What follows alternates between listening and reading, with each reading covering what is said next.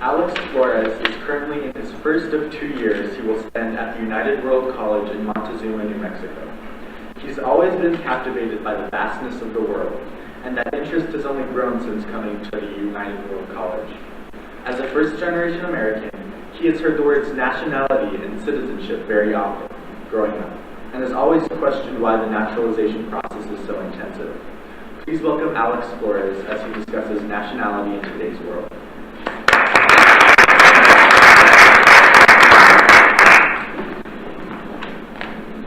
So, for the longest time, the United States was a country that wasn't exactly very willing to share its citizens in a way. Up until 1967, dual citizenship was forbidden for U.S. citizens. Nowadays, a lot of the laws enforcing this have been abolished, but there's still some that exist today.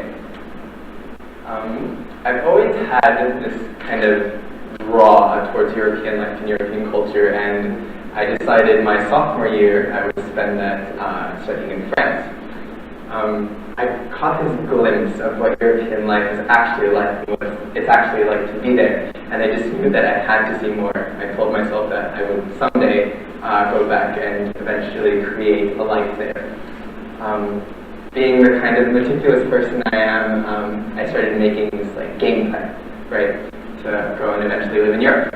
I started looking into what it would take to actually be a permanent resident and maybe eventually a citizen of the European Union.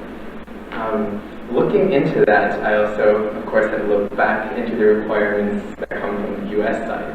And I wondered why, when I moved to Europe, and if I did choose to become a naturalized citizen, I had to renounce my American citizenship. In the U.S., according to U.S. law, if one applies to be a naturalized citizen of a foreign country, you must renounce your American citizenship. I say the word applies with a little emphasis because it's a key term here in the sense that if you yourself make the conscious decision to go through the process of saying, I want to be a citizen of this country. For me, I could be a dual citizen in that my parents are Mexican and I was born in the U.S., so I have the right to Mexican citizenship by birth, but to American citizenship by birth in the country. Also, if I were ever to marry someone of a different citizenship, a different nationality, and I ended up living in that country, I would have that citizenship as well. Citizenship, I would have that residency, that green card, what we call in the U.S. But then it kind of makes me think why we have that restriction, why we have that nationality. Why is it so necessary for me to, when I'm an American, to be only American? And let's say I do start that life in Europe. Of course, my job would be there, and most of my income would be coming from there. Because I live in Europe, I would pay income taxes to Europe on my income earned in Europe. At the same time, I would also be paying income taxes to the U.S. because I'm still an American citizen.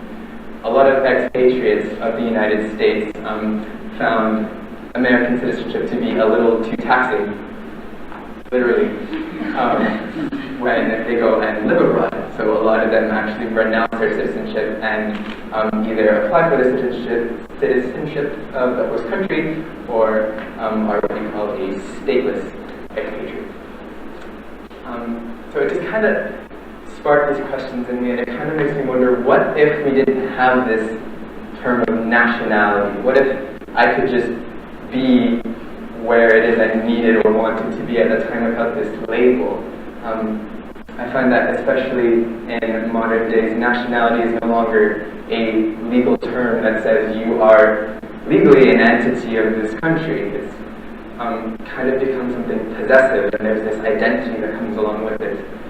I find it highly unfair, but it's very true that in today's world, me having an American passport makes it a lot easier for me to get through airport security than my classmate at UWC from Iraq. Unfortunately, there's these, in this increasingly globalized world, it's kind of become a fear of some people and some nations that we're going to lose what our country is. But we live in an active, in a living world where things are constantly changing and constantly becoming something new. It's always been that way. Hundreds of years ago, we would start at infancy and grow into adulthood, and the changes we would go through that are, in more analytical sense, unfathomable. It doesn't seem like something should be able to change that much when it's just one thing.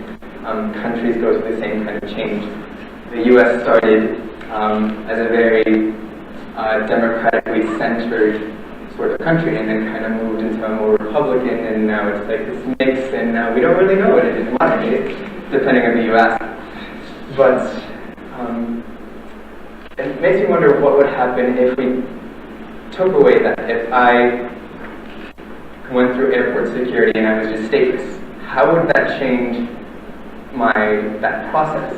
It makes me wonder how that would change when I went to live in another country. Of course, we have citizenship, because citizens have certain rights in their country in terms of voting and in terms of what they can and can't access within that country.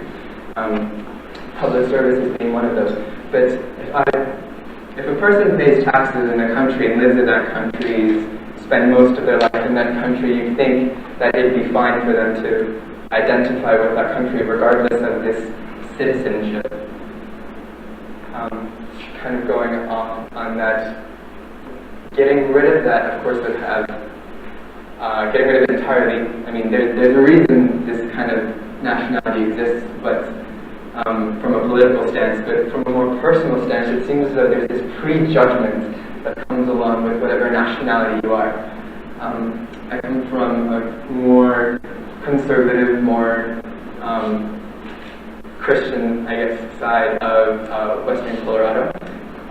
There we have a very large Hispanic population, but whenever you have this label of being Mexican, it's almost as if you're less of a person than the white Republican conservative Americans. It seems as though there's less validity to you, and I don't understand why that's related to your nationality. It's an interesting label. So I kind of challenge you all to think, what exactly is your nationality to you? What is your passport to you? What kind of privileges does this nationality, this little book, what kind of privileges does that grant you? And what kind of privileges would the lack of this blue American book take away from you?